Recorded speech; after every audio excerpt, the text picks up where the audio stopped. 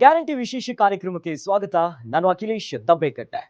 ಒಂದು ಕೊಲೆ ಸ್ವಲ್ಪ ಎಡವಟ್ಟು ಮಾಡಿಕೊಂಡ್ರು ಏನೇನೆಲ್ಲ ಪರಿಣಾಮ ಆಗಬಹುದು ಅನ್ನೋದಕ್ಕೆ ಉದಾಹರಣೆ ಮಂಗಳೂರಿನಲ್ಲಿ ನಡೆದ ಸುಹಾಸ್ ಶೆಟ್ಟಿಯ ಮರ್ಡರ್ ಕೇಸ್. ಮೊದಲು ಇದು ಕೋಮು ಗಲಭೆಯಂತೆ ಕಾಣಿಸ್ತಾ ಇದ್ದ ಕೇಸ್ಗೆ ಪೊಲೀಸರು ಒಂದು ಅಲ್ಪ ವಿರಾಮವನ್ನ ಹಾಕಿದ್ದಾರೆ. ಹಲವಾರು ಟರ್ನ್ ಟ್ವಿಸ್ಟ್ ಅನ್ನ ಪಡ್ಕೊಂಡಂತ ಕೇಸ್. ಪೊಲೀಸ್ ಇನ್ವೆಸ್ಟಿಗೇಷನ್ ನೋಡಿದ ಮೇಲೆ ಇದು ಕೋಮು ಗಲಭೆ ಅಲ್ಲ, ಗ್ಯಾಂಗ್ ವಾರ್ ಅನ್ನಿಸ್ತಾ ಇದೆ.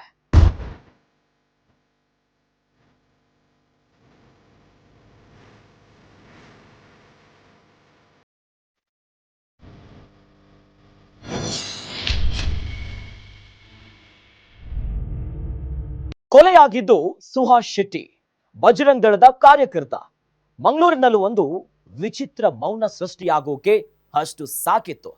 ಗಲಾಟೆ ಗದ್ದಲ ನಡೀತಾ ಇರೋ ಸಿಟಿಯಲ್ಲಿ ಒಂದು ನೀರವ ಮೌನ ಕಾಡೋ ಸಂದೇಶವೇ ಬೇರೆ. Silence creates more and more tensions. ಒಂದು ಮರ್ಡರ್, ಒಂದು ಗೂಂಡಾಗಿರಿ, ಕಾಡುತ್ತಲೇ ಇತ್ತು ಸಾವಿನ ಭಯ.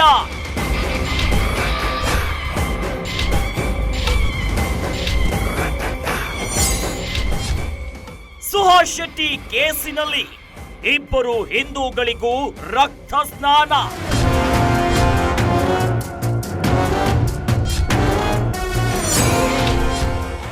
ಏನಿದು Kodikere gang war mystery?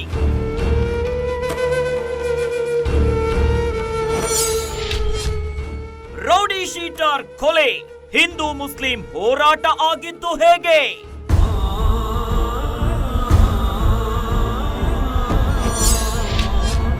ಗಲಭೆಯಲ್ಲ gang war.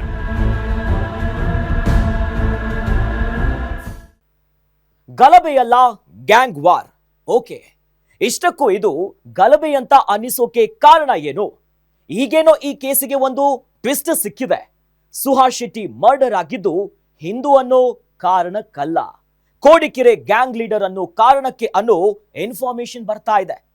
ಅದೆಲ್ಲಕ್ಕಿಂತ ಮೊದಲು ಆ ಮರ್ಡರ್ ಹೇಗಾಯ್ತು, ಆ ಬ್ಲಡಿ ಡೆಡ್ಲಿ ಮರ್ಡರ್ ಕತೆ ಹೇಳ್ತೀವಿ, ನೋಡ್ಕೊಂಡು ಬನ್ನಿ.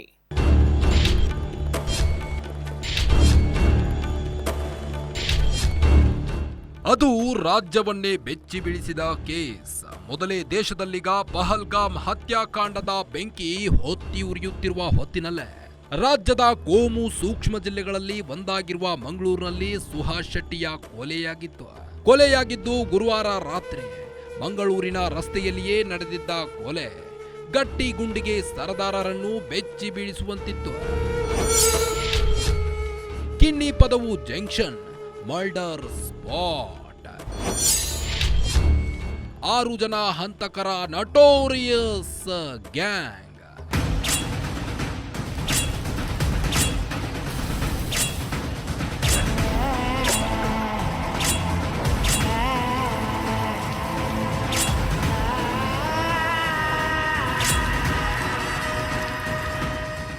ಇನೋವಾ ಕಾರ್ನಲ್ಲಿದ್ದ ಸುಹಾಸ್ ಶೆಟ್ಟಿ ಇದ್ದ ಕಾರನ್ನ ಒಂದು ಸ್ವಿಫ್ಟ್ ಕಾರು ಹಾಗೂ ಒಂದು ಮೀನಿನ ಟೆಂಪೋ ಫಾಲೋ ಮಾಡಿಕೊಂಡು ಬಂದು ಡಿಕ್ಕಿಯನ್ನ ಹೊಡೆದಿದ್ವು.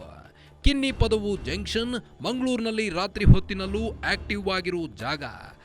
ಅಲ್ಲೇ ಅಟ್ಯಾಕ್ ಮಾಡಿತ್ತು 6 ಜನ ಹಂತಕರ ಗ್ಯಾಂಗ್. ಸುಹಾಸ್ ಶೆಟ್ಟಿ ಏನು ಕಡಿಮೆ ಆಸಾಮಿಯಲ್ಲ, ಆದ್ರೆ ಆಗ ಅವನ ಕೈಯಲ್ಲಿ ಯಾವುದೇ ಆಯುಧಗಳಿರಲಿಲ್ಲ. ಸುಹಾಸ್ ಶೆಟ್ಟಿ ಹೆದರಿ ಹತ್ತಿರದಲ್ಲೇ ಇದ್ದ ಸಲೂನ್ ಒಂದಕ್ಕೆ ಓಡಿ ಹೋದ. ಅವನನ್ನು ಹೊರಕ್ಕೆ ಎಳೆದುಕೊಂಡು ಬಂದು ರಸ್ತೆಯಲ್ಲಿ ಕೊಚ್ಚಿ ಹಾಕಿದ್ರು.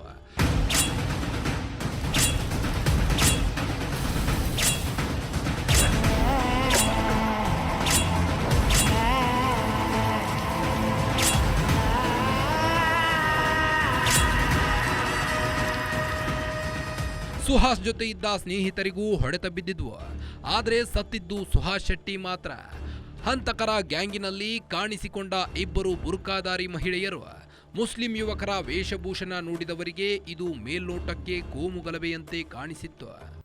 ಒಂದು ಮರ್ಡರ್ ಆಯ್ತು ಅಂದಾಗ ಸಾಮಾನ್ಯ ಜನರ ಅಭಿಪ್ರಾಯನೇ ಬೇರೆ ಇರುತ್ತೆ, ಹೋರಾಟಗಾರರ ಮಾತೆ ಬೇರೆ ಇರುತ್ತೆ. ಆದ್ರೆ ಪೊಲೀಸರು ಜನಾಭಿಪ್ರಾಯಕ್ಕೆ ತಕ್ಕಂತೆ ಇನ್ವೆಸ್ಟಿಗೇಷನ್ ಮಾಡೋದಕ್ಕಾಗಲ್ಲ. ಕಾನೂನು ಸುವ್ಯವಸ್ಥೆ ಜವಾಬ್ದಾರಿಯ ಜೊತೆಗೆ ಅವರು ಈ ಹಂತಕರು ಬಂದಂತ ಹೆಜ್ಜೆಯಲ್ಲೇ ಇನ್ವೆಸ್ಟಿಗೇಷನ್ ಅನ್ನ ಶುರು ಮಾಡಬೇಕು. ಅದನ್ನ ಪೊಲೀಸರು ಮಾಡಿದ್ರು.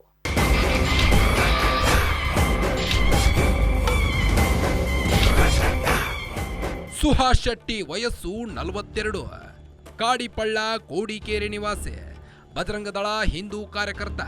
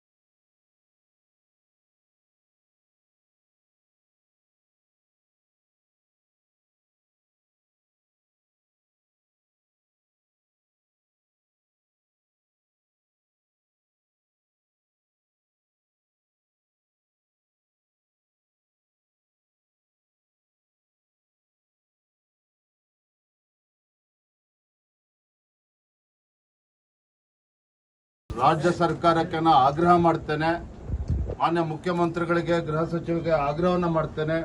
ಈ ಘಟನೆಯ ಗಂಭೀರತೆಯನ್ನ ಅರ್ಥ ಮಾಡಿಕೊಂಡು, ಕುಟುಂಬದ ಪರಿಸ್ಥಿತಿಯನ್ನು ಕೂಡ ಅರ್ಥ ಮಾಡಿಕೊಂಡು ಪರಿಹಾರವನ್ನ ರಾಜ್ಯ ಸರ್ಕಾರ ಘೋಷಣೆ ಮಾಡಬೇಕು. NIA ಇಂದ ತನಿಖೆ ಆಗಬೇಕು. ಕೇಂದ್ರ ಸಚಿವರು ಮಾತಾಡಿ ಇಲ್ಲಿ ನಿರಂತರವಾಗಿ ಈ ತರ ಭಯೋತ್ಪಾದನಾ ಚಟುವಟಿಕೆ, ಪಾಕಿಸ್ತಾನ ಜಿಂದಾಬಾದ್, ಪಾಕಿಸ್ತಾನ ಫ್ಲಾಗ್ಗಳು ಆಡೋದು ಈ ಭಾಗದಲ್ಲಿ ಜಾಸ್ತಿ ಆಗಿದೆ. ಮನೇನು ನೋಡಿದ್ರಲ್ಲ, ಪಟ್ಟಣದಲ್ಲೇ ಪಾಕಿಸ್ತಾನದ ಬಹಳ ಜನ ಇದ್ರು.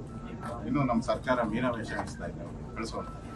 ಅದರಿಂದ ಇಲ್ಲಿ ಆ ಒಂದು ಸೆಂಟರ್ ಆಗುವಂಥದ್ದು ಒಳ್ಳೆಯದು. ಕರ್ನಾಟಕ ರಾಜ್ಯದಲ್ಲಿ ಕಳೆದ 1 ವರ್ಷದಲ್ಲಿ ಪೊಲೀಸ್ ಸ್ಟೇಷನ್ ಮೇಲೇನೆ ದಾಳಿ ಮಾಡಿ ಪೊಲೀಸರಿಗೆ ಹೊಡೆದ್ರೆ ಕೂಡ ಸರ್ಕಾರ ಮಾತಾಡ್ತಿಲ್ಲ, ಅವರ ಮೇಲೆ ಕೇಸ್ ಮಾಡ್ತಾ ಇಲ್ಲ. ಹಿಂದೆ 2013ರಲ್ಲಿ ಸಿದ್ದರಾಮಯ್ಯನವರ ಸರ್ಕಾರ ಪಾಪ್ಯುಲರ್ ಫ್ರಂಟ್ ಆಫ್ ಇಂಡಿಯಾದ ಅವತ್ತಿದ್ದಂತ ಸಂಘಟನೆಯ ಎಲ್ಲ ಕೇಸ್ಗಳನ್ನು ವಾಪಸ್ ತಗೊಂತು, ಎಲ್ಲ ಅಪರಾಧಿಗಳನ್ನ ರಸ್ತೆಗೆ ಬಿಡ್ತು. ಇದರಿಂದಾಗಿ ಸುಮಾರು 20-23 ಕಾರ್ಯಕರ್ತರು ನಾವು ಕಳ್ಕೊಂಡ್ವಿ ಅವರನ್ನ. ಅದರ ಪರಿಣಾಮ ಇವತ್ತು ಅವರಿಗೆ ಧೈರ್ಯ ಜಾಸ್ತಿ ಆಗಿದೆ. ಹಾಗಾಗಿ ಇವತ್ತು ಎಲ್ಲ ಕಾರಣದಿಂದ ಸುಹಾಸನ ಹತ್ಯೆ ಆಗಿದೆ. ನಿರಂತರವಾಗಿರ್ತಕ್ಕಂಥ ಹಿಂದೂಗಳ ಮೇಲೆ ಹಲ್ಲೆ ಆದಾಗ ಈ ಸರ್ಕಾರ ಕಣ್ಮುಚ್ಚಿ ಕೂತಿದೆ.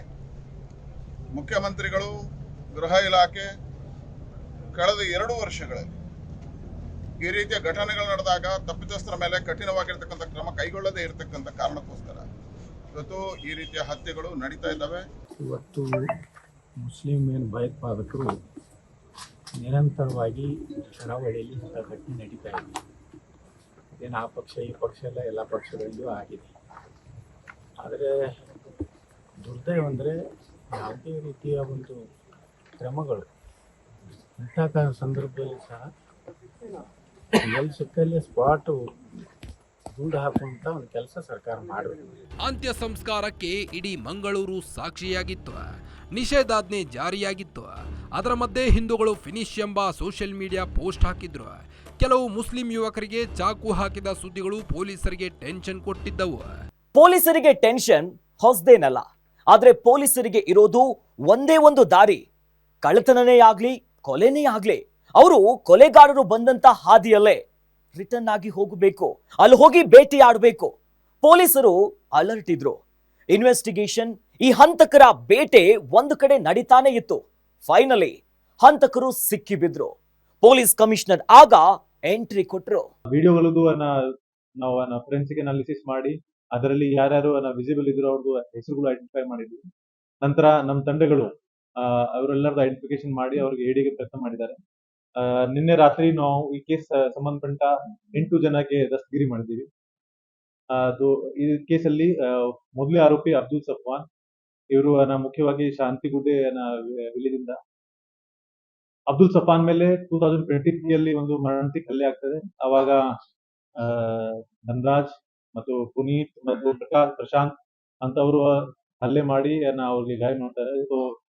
ಎಸ್, ಒಬ್ರಲ್ಲ ಇಬ್ರಲ್ಲ, ಒಟ್ಟು 8 ಜನ ಹಂತಕರು. ಮೊದಲ ಆರೋಪಿ ಅಬ್ದುಲ್ ಸಫ್ವಾನ್, ಎರಡನೇ ಆರೋಪಿ ನಿಯಾಜ್, ಮೊಹಮ್ಮದ್ ಮುಜ್ಮಿಲ್, ಕಲಂದರ್ ಶಾಫಿ, ರಂಜಿತ್, ನಾಗರಾಜ್, ಮೊಹಮ್ಮದ್ ರಿಜ್ವಾನ್ ಹಾಗೂ ಆದಿಲ್. ಆರೋಪಿಗಳ ಲಿಸ್ಟ್ನಲ್ಲಿ ಅವರಿಬ್ಬರ ಹೆಸರು.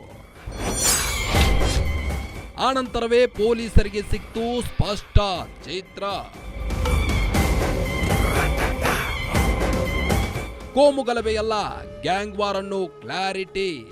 ಈ 8 ಜನ ಲಿಸ್ಟ್ನಲ್ಲಿ ಇಬ್ಬರಿದ್ದಾರಲ್ಲ, ರಂಜಿತ್ ಮತ್ತು ನಾಗರಾಜ್. ಈ ಇಬ್ಬರು ಅರೆಸ್ಟ್ ಆದ ನಂತರವೇ ಇದು ಕೋಮುಗಲಭೆಯಲ್ಲ, ಗ್ಯಾಂಗ್ ವಾರ್ ಅನ್ನೋ ತೀರ್ಮಾನಕ್ಕೆ ಬಂದಿದ್ದು ಪೊಲೀಸರು. ಈ ಜಿಲ್ಲೆಗಳಲ್ಲಿ ಶಾಂತಿಯನ್ನ ಹಾಳು ಮಾಡೋದಕ್ಕೆ ಅಂತ ದುಷ್ಟ ಶಕ್ತಿಗಳಿಗೆ ನಾವು ಬಿಡೋದಿಲ್ಲ.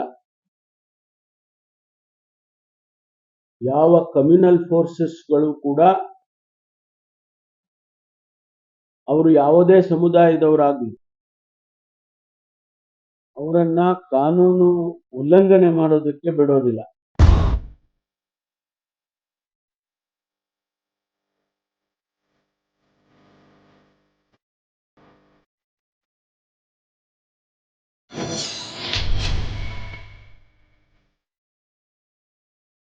ಪೊಲೀಸರು ಹಿಂದೂ ಮುಸ್ಲಿಂ ಕೋಮುಗಲಭೆಯ ಆಂಗಲ್ ಅಲ್ಲಿ ನೋಡ್ಲೇ ಇಲ್ಲ ಅನ್ನೋಕ್ಕಾಗಲ್ಲ. ಆ ಡೌಟ್ ಅಲ್ಲೂ ಕೂಡ ಇನ್ವೆಸ್ಟಿಗೇಷನ್ ಮಾಡಿದ್ದಾರೆ. At the same time rowdyism angle ಅಲ್ಲೂ ಕೂಡ ತನಿಖೆ ಮಾಡಿದ್ದಾರೆ. ಆಗ ಈ ಕ್ರಿಮಿನಲ್ಸ್ ಸಿಕ್ಕಿ ಬಿದ್ದಿದ್ದಾರೆ.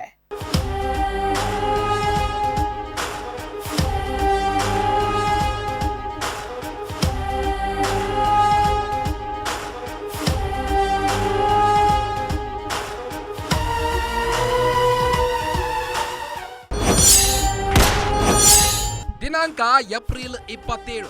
ಸುಹಾಸ್ ಶೆಟ್ಟಿ ಹತ್ಯೆಗೂ ಮುನ್ನ ಪಾಕಿಸ್ತಾನ್ ಜಿಂದಾಬಾದ್ ಎಂದು ಕೂಗಿ ಕೊಲೆಯಾಗಿದ್ದ ಅಶ್ರಫ್. ಈ ಸುಹಾಸ್ ಶೆಟ್ಟಿ ಮರ್ಡರ್ ಆಗೋಕೆ ಮೊದಲು 4 ದಿನದ ಹಿಂದೆ ಮಂಗಳೂರು ಸಿಟಿ ಹೊರಗಡೆ ಕುಡುಪು ಅನ್ನೋ ಕಡೆ ಒಂದು ಕ್ರಿಕೆಟ್ ಮ್ಯಾಚ್ ನಡೀತಾ ಇತ್ತು. ಆ ಮ್ಯಾಚಿನ ಮಧ್ಯೆ ಮಾತಿಗೆ ಮಾತು ಬೆಳೆದು ಅಶ್ರಫ್ ಅನ್ನೋ ಯುವಕ ಕೊಲೆಯಾಗಿದ್ದ. ಆತ ಪಾಕಿಸ್ತಾನ್ ಜಿಂದಾಬಾದ್ ಎಂದು ಕೂಗಿದ್ದಕ್ಕೆ ಕೊಲೆಯಾದ ಅನ್ನೋ ಮಾಹಿತಿ ಇತ್ತು. ಅಶ್ರಫ್ ಮರ್ಡರ್ ಆದ 4 ದಿನಕ್ಕೆ ನಡೆದ ಸುಹಾಸ್ ಶೆಟ್ಟಿ ಕೊಲೆ. ಅದಕ್ಕೆ ರಿವೆಂಜ್ ಇರಬಹುದಾ? ಆ ಅನುಮಾನವು ಪೊಲೀಸ್. ಸುಹಾಸ್ ಶೆಟ್ಟಿ ಕೊಲೆಗೆ ದ್ವೇಷವೇ ಕಾರಣ. ಒಂದು ಕೊಲೆ, ಒಂದು ಗುಂಡಾಗಿರಿ, ಮತ್ತೊಂದು ಹಿಸ್ಟ್ರಿ. 2022 ಫಾಜಿಲ್ ಹತ್ಯೆಗೆ ಸೇಡು. 2023ರಲ್ಲಿ ನಡೆದ ಒಂದು ಹಲ್ಲೆ.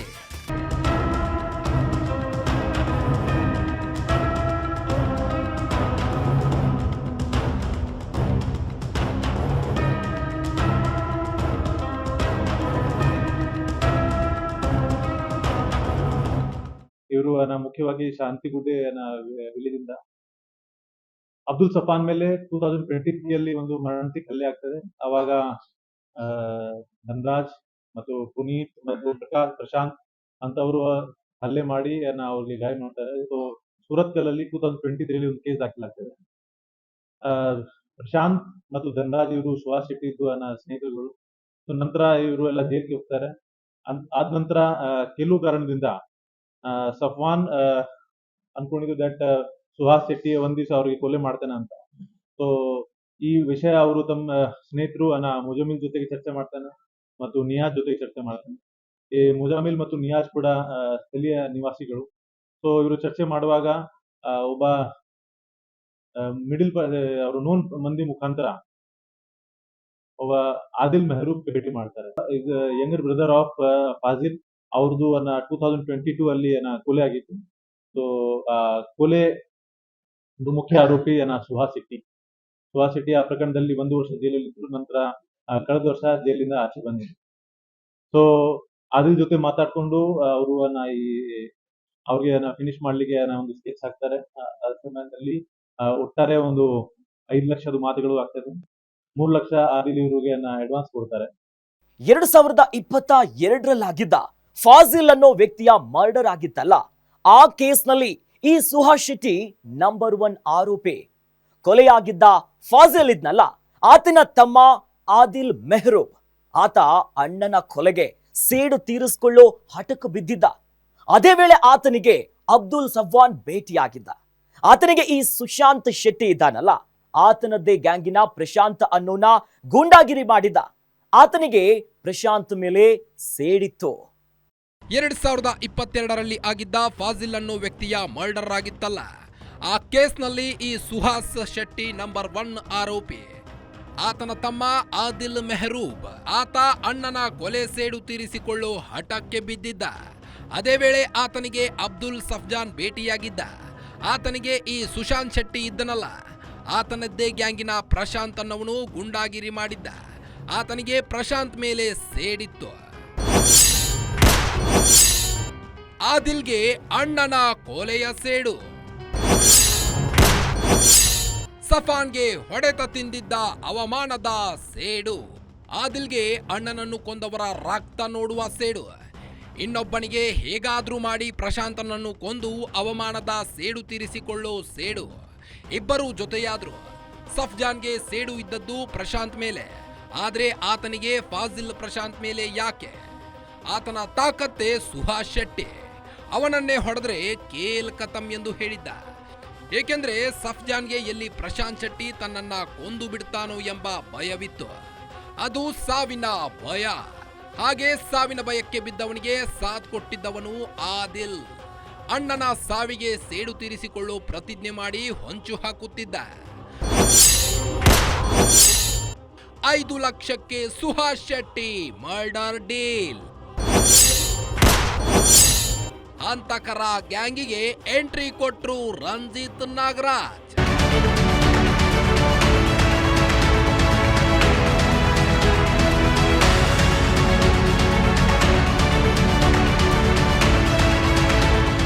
ಅವ್ರಿಗೆ ಕೂಡ ಅವರು ಕರೀತಾರೆ. 15 ದಿವಸ ಹಿಂದೆ ನಾಗರಾಜ್ ಮತ್ತು ರಂಜಿತ್ ಕೂಡ ಬಂದು ಸಫಾನ್ ಮನೆಯಲ್ಲಿ ವಾಸ ಮಾಡಿದ್ದಾರೆ. ನಂತರ ಇವರು ಸ್ವಲ್ಪ ಇವರಿಗೆ ಫಾಲೋಅಪ್ ಮಾಡಿದ್ದಾರೆ. ಈ ಕೃತ್ಯದಲ್ಲಿ ಅವರಿಗೆ ಮತ್ತೊಮ್ಮೆ ಸರಿ ರಿಜ್ವಾನ್ ಇಂದ ಕೂಡ ಸಹಯೋಗ ಸಿಕ್ಕಿದೆ ಮತ್ತು ಕೆಲವರು ಅವ್ರಿಗೆ ಇನ್ಫಾರ್ಮೇಶನ್ ಕೊಟ್ಟಿದ್ದಾರೆ ಅವ್ರದ್ದು ಮೂವ್ಮೆಂಟ್ ಬಗ್ಗೆ. ಸೊ ಇದಕ್ಕಿಂತ 2 ಟೈಮ್ ಮುಂಚೆ ಕೂಡ ಅವ್ರ ಮೇಲೆ ಅಟೆಂಪ್ಟ್ ಮಾಡ್ಲಿಕ್ಕೆ ಪ್ರಯತ್ನ ಮಾಡ್ತಾರೆ, ಆದ್ರೆ ಅದು ಸಕ್ಸಸ್ಫುಲ್ ಆಗ್ಲಿಲ್ಲ. ಮೊನ್ನೆ ಅವ್ರದ್ದು ಎಕ್ಸಾಕ್ಟ್ ಮೂವ್ಮೆಂಟ್ ಸಫಾನ್ ತಂಡಕ್ಕೆ ಗೊತ್ತಾಗುತ್ತೆ. ಆವಾಗ ಇಮಿಡಿಯೇಟ್ಲಿ ಅವರು 2 ವೆಹಿಕಲ್ ಅಲ್ಲಿ ಈ ಕೃತ್ಯಕ್ಕೋಸ್ಕರ ಅವರು ಆಕ್ಚುಲಿ 2 ವೆಹಿಕಲ್ಸ್ ಹೈರ್ ಮಾಡಿದ್ರು. ಒಂದು ಬೊಲೆರೋ ಪಿಕಪ್ ವೆಹಿಕಲ್, ಒಂದು ಸ್ವಿಫ್ಟ್. ಸೊ 2 ವೆಹಿಕಲ್ ಅಲ್ಲಿ ಎತ್ತಿಕೊಂಡು 7 ಜನ ಅವ್ರಿಗೆ ಚೇಸ್ ಮಾಡ್ತಾರೆ ಮತ್ತು ಒಂದು ರೈಟ್ ಲೊಕೇಶನ್ ಅಲ್ಲಿ ಮೊದಲೇ ಬೊಲೆರೋ ಪಿಕಪ್ ಇಂದ ಅಡ್ಡ ಹಾಕಿ ಆಮೇಲೆ ಸ್ವಿಫ್ಟ್ ಇಂದ ಹಲ್ಲೆ ಮಾಡಿ ಆ ಸ್ಥಳದಲ್ಲಿ ಅವ್ರಿಗೆ ಸಾಯಿಸಲಿಕ್ಕೆ ಪ್ರಯತ್ನ ಮಾಡಿದ್ದಾರೆ. ಕೊಲೆ ನಡೆದಿದ್ದು ಹಾಗೆ. ಸುಹಾಸ್ ಶೆಟ್ಟಿ ಕೊಲೆಯಾಗೋಕೆ 2 ದಿನ ಮೊದಲೇ ಸ್ಕೆಚ್ ಹಾಕಿದ್ರಾದ್ರು. ಅದೃಷ್ಟ ಆಗ ಸುಹಾಸ್ ಶೆಟ್ಟಿ ಬೆನ್ನಿಗಿತ್ತು. ಆದ್ರೆ ಬುಧವಾರ ರಾತ್ರಿ ಹಾಗಾಗಲಿಲ್ಲ. ಕೋಡಿಕೆರೆ ಗ್ಯಾಂಗ್ ಲೀಡರ್ ಸುಹಾಸ್ ಶೆಟ್ಟಿ ಜೊತೆಗಿದ್ದವರು ಮಿಸುಕಾಡೋಕು ಬಿಡದೆ ನಡು ರಸ್ತೆಯಲ್ಲೇ ಅಟ್ಟಾಡಿಸಿಕೊಂಡು ಕೊಚ್ಚಿ ಕೊಂದು ಹಾಕಿದ್ದಾರೆ. Chapter close.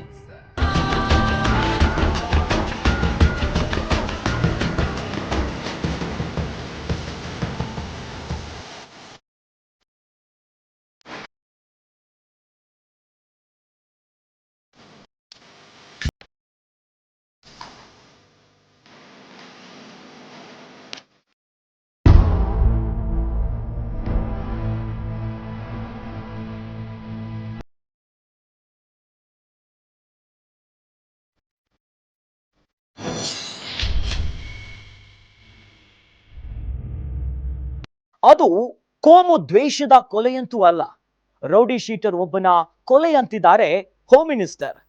ಅಂದಾಗೆ ಈತನ ವಿರುದ್ಧ ರೌಡಿ ಶೀಟರ್ ಓಪನ್ ಆಗಿದ್ದು ಕೂಡ ಬಿಜೆಪಿ ಅಧಿಕಾರದಲ್ಲಿದ್ದಾಗ ಅಂತಾರೆ. ಹಾಗಾದ್ರೆ ಕೊಲೆಯಲ್ಲಿ ಎಲ್ಲರೂ ಕೂಡ ಕೇವಲ ಪೊಲಿಟಿಕಲ್ ಗೇಮ್ ಆಡಿದ್ರ? ಈ ಪ್ರಶ್ನೆಗೆ ಉತ್ತರವನ್ನ ರಾಜಕೀಯ ನಾಯಕರೇ ಕೊಡಬೇಕು. ಸುಹಾಸ್ ಶೆಟ್ಟಿ ಕೊಲೆಯ ಹಿಂದೆ ನಿಗೂಢ ಶಕ್ತಿ.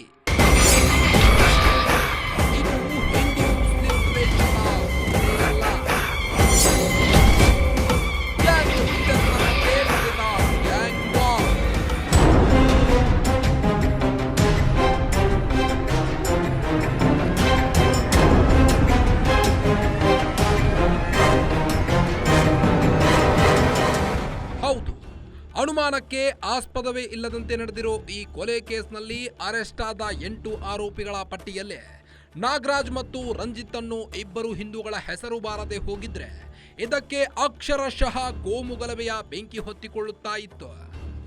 ರಂಜಿತ್ ಮತ್ತು ನಾಗರಾಜ್ ಇಬ್ಬರು ಆರೋಪಿಗಳು ಚಿಕ್ಕಮಗಳೂರಿನವರಾದ್ರೆ ಉಳಿದ 6 ಆರೋಪಿಗಳಲ್ಲಿ 5 ಅಬ್ದುಲ್ ಸಫ್ಜಾನ್, ನಿಯಾಜ್, ಮೊಹಮ್ಮದ್ ಮುಜ್ಮಿಲ್, ಕಲಂದರ್ ಶಾಫಿ, ಮೊಹಮ್ಮದ್ ರಿಜ್ವಾನ್ ಹಾಗೂ ಆದಿಲ್ ಎಲ್ಲರೂ ಮಂಗಳೂರು, ಉಡುಪಿ ಜಿಲ್ಲೆಯವರು. ಒಬ್ಬ ಮೊಹಮ್ಮದ್ ಮುಜ್ಮಿಲ್ ಮಾತ್ರ ಬೆಂಗಳೂರಿನವನು. ಸೊ ಫೈನಲ್ ಆಗಿ ಹೇಳಬೇಕಂದ್ರೆ ಕೊಲೆಯಾದ ರೋಹಿತ್ ಶೆಟ್ಟಿ ಹಿಂದೂ ಕಾರ್ಯಕರ್ತ ಹೌದು, ಆದರೆ ಕೊಲೆಯಾಗಿದ್ದು ರೌಡಿ ಶೀಟರ್ ಅನ್ನೋ ಕಾರಣಕ್ಕೆ ಈಗ ದಕ್ಷಿಣ ಕನ್ನಡ ಜಿಲ್ಲೆಯಲ್ಲಿ ಶಾಂತಿ ಕಾಪಾಡುವುದು ಗೃಹ ಸಚಿವರ ಗುರಿಯಾಗಿದೆ. ಅದಕ್ಕಾಗಿ ಜಿ ಪರಮೇಶ್ವರ್ ಅವರಿಗೆ SCF ಸ್ಥಾಪನೆ ಮಾಡೋಕೆ ನಿರ್ಧಾರ ಮಾಡಿದ್ದಾರೆ.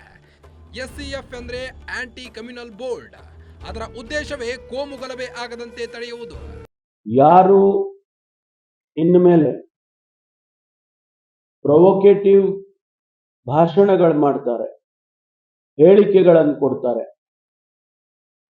ಅವರ ಮೇಲೆ ಕೂಡ ನಿರ್ದಾಕ್ಷಿಣ್ಯವಾಗಿ ಕಾನೂನಿನ ಚೌಕಟ್ಟಿನಲ್ಲಿ ಕ್ರಮ ತಗೊಳ್ಬೇಕು ಅಂತ ಹೇಳಿ ಈಗಾಗಲೇ ನಾವಿಬ್ರು ಕೂಡ ನಮ್ಮ ಅಧಿಕಾರಿಗಳಿಗೆ ತಿಳಿಸಿದ್ದೇವೆ. ನಾವು we will handle them with iron hand. ಹೌದು, ಹಾಗಾಗಬೇಕು. ಸುಹಾಸ್ ಶೆಟ್ಟಿಯು ಮರ್ಡರ್ ಆಗಬಾರ್ದು, ಫಾಜಿಲ್ ಕೂಡ ಮರ್ಡರ್ ಆಗಬಾರ್ದು ಅಂತದ್ದೊಂದು ದಿಟ್ಟತನದ ಹೆಜ್ಜೆ ಇಟ್ಟಿದ್ದಾರೆ ಹೋಮ್ ಮಿನಿಸ್ಟರ್ ಪರಮೇಶ್ವರ್. ಸರ್ಕಾರದ ಈ ನಿರ್ಧಾರಕ್ಕೆ ಹಿಂದೂ ಮುಖಂಡರು ಜೊತೆಯಾಗಬೇಕಿದೆ, ಮುಸ್ಲಿಂ ಮುಖಂಡರು ಕೈ ಜೋಡಿಸಬೇಕಿದೆ. ಎಲ್ಲಕ್ಕಿಂತ ಹೆಚ್ಚಾಗಿ ತಮ್ಮ ತಮ್ಮ ಧರ್ಮದ ರೌಡಿ ಶೀಟರ್ಗಳನ್ನ ಮಟ್ಟ ಹಾಕೋದಕ್ಕೆ ಕೈ ಜೋಡಿಸಬೇಕಾದ ಅಗತ್ಯವಂತೂ ಇದೆ. ಗಲಭೆಯಲ್ಲ ಗ್ಯಾಂಗ್ ವಾರ್, ಇದೇ ಹೊತ್ತಿನ ವಿಶೇಷ. ನೋಡ್ತಾ ಇರಿ ಗ್ಯಾರಂಟಿ ನ್ಯೂಸ್, ಸುದ್ದಿ ಖಚಿತ, ನ್ಯಾಯ ನಿಶ್ಚಿತ.